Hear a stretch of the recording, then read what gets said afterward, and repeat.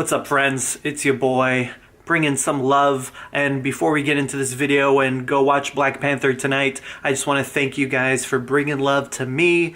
Over this last week or two, I've been getting a lot of really awesome, inspiring, encouraging comments and messages, so I just want to thank you guys for that. And before, I used to say in a lot of the videos, hey, leave a comment if blah blah blah, and none of you did. And then when I stopped, you guys started. I don't know. Whatever. I don't know how any of this works. Let's just get right into it. Yeah, we here with the movies. We're gonna watch, I forgot the name of the film, Black Panther, that's what it is. But it's Listen, homie Isaiah agreed to wait in line for us. Yeah. You're a trooper. Thanks. okay. Thanks, guys. I appreciate you. See you in a minute. I'm actually gonna go have sushi with my homie David Dobransky. Haven't been with him in a really long time. Yo. Here getting sushi at Mikado's. Sushi and shrimp are two of my favorite things ever. Just to let you know. My birthday's in a couple weeks. Bro, you're fifth in line, and we're like the third row back. There's no business like your business. Just got out. What's up? What did you think? It was What did you think? It wasn't that good. You know what it It needs? was deep and emotional, super deep. That's what I just said. You just stole what I just said. Nah, it needs way more Spider-Man. Way more. Well, let's talk about it right now. And no spoilers, don't worry. Black Panther, let's talk about it. But before we do, I want to talk a little bit about my thoughts on the Marvel Universe in general. I grew up loving comic books, especially Marvel comics, and especially loving Spider-Man, my #1 favorite superhero.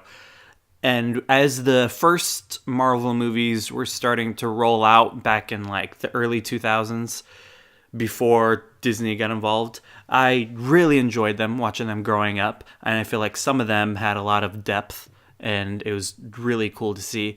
And then when Disney bought Marvel around 2009, everything just switched. I mean, there was still certain characters and movies being done by 21st Century Fox and Sony, and I'm not going to go into that whole thing, but I had always felt like the Disney Marvel Universe movies were awful. I usually hated all of them except for a select few because it just felt so Disney-fied. It felt like just a ploy to sell action figures. I felt like all the depth got sucked out of it, and it was just action, fighting, special effects, explosions, handsome guys punching people and getting a girlfriend and making kiddish jokes. I don't know. So I remember when Avengers came out and everyone was like, oh my god, Avengers. I was like, where's the story? Give me a good story. I don't care about all of this. And then I was really surprised with Avengers 2 because that had way more character development than any Disney Marvel movie I had seen. It was pretty deep. But this one was totally different. First of all, I was with a totally different director, Ryan Coogler, who only did 2 other movies before. Fruitvale Station in 2013, which was a big hit, and then Creed recently, and now Black Panther. All 3 with Michael B. Jordan. I'll be bummed if his 4th movie doesn't have Michael B. Jordan now. And my expectations were really high for this movie. Right now, Rotten Tomatoes has it at 98%. I heard someone say that it is the best superhero movie since The Dark Knight, which I agree is the best superhero movie. And so I was expecting that level, but it was very, very different from The Dark Knight. It was amazing, but for very different reasons that The Dark Knight was amazing. But still, both are on the high level of good story. This movie had so much depth, which I was so surprised by after all these Disney Marvel movies with such a terrible lack of depth. So let's first talk about our hero, T'Challa. In one of the previous Marvel movies, his father had died. His father was the king of this tribe that he's a part of, Wakanda, and now he has to take his place as the king, and his inner struggle is figuring out how he's gonna live up to this position, and it's a very, very interesting position. Wakanda is this fictional African nation very, very, very ancient tribe here, and it's built on this abundance of this super metal called vibranium. So this is a little isolated pocket of Africa, still very indigenous in their traditions, following ancient African indigenous religion, but also hardcore advanced in technology. It's like this super futuristic type city. And let's talk about their religion real quick.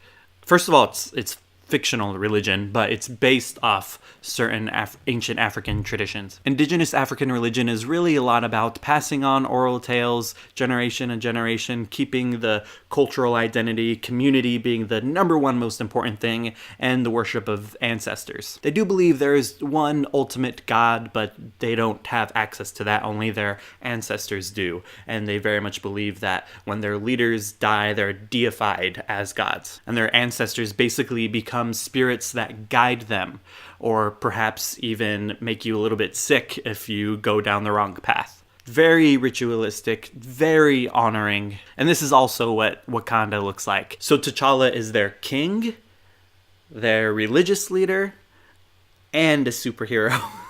So much responsibility. If you watch this movie and like, oh, come on, T'Challa, just get with it. You can do it. You will never face this much responsibility ever to be a political figure, spiritual figure, and superhero figure.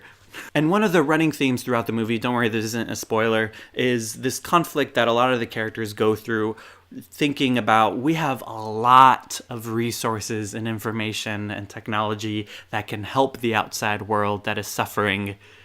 But if we offer them help, or even if we let refugees in, then we could lose everything we have, because the reason that we're all so well off is because of how isolated we are. And that is a very complex issue, and they do it so well. They leave it complex, and they don't simplify it like, oh yeah, let's just do everything to help everyone and not think of the consequences, which is, I think, what some critics are expecting this just to be a hardcore leftist propaganda movie.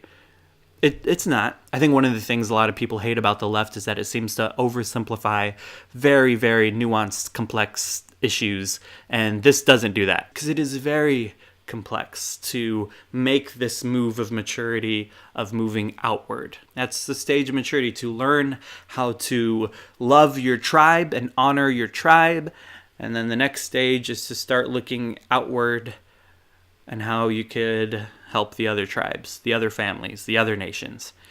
But it needs to move through that. You need to learn conditional love before you can learn unconditional love. But at the same time, you need to get there responsibly. And this movie brings up a lot of questions that we should all wrestle with. Questions of personal identity, questions of group identity, questions of national identity and patriotism.